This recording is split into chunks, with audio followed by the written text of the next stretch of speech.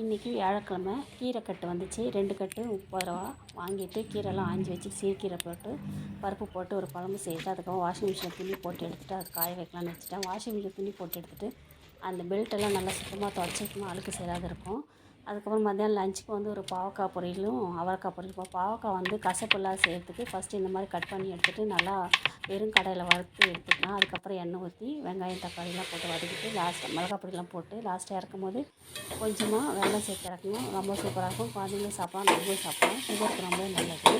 அப்புறம் எங்கள் பாட்டி சொல்லுவாங்க, நல்ல விஷயத்த வந்து யார்கிட்ட வேணாலும் எடுத்துக்கலாம், சின்னவங்கலேருந்து பெரியவங்க வரைக்கும் யார்கிட்ட வேணாலும் கற்றுக்கலாம், கெட்டதை விட்டுக்கணும்னு சொல்லுவாங்க. அது மாதிரி நம்மளும் யார்கிட்டேருந்து வேணாலும் சின்னவங்க பெரியவங்க இல்லாத நல்ல விஷயத்தை எடுத்துகிட்டு கெட்டதை விட்டுடலாம்னு சொல்லிட்டு நினைக்கிறேன்.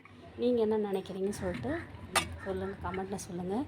இந்த வீடியோ பிடிச்சிருந்தா மறக்காமல் என்னோடய சேனலுக்கு சப்ஸ்கிரைப் பண்ணுங்கள், ஷேர் பண்ணுங்கள், லைக் பண்ணுங்கள். தேங்க்யூ. இன்றைக்கி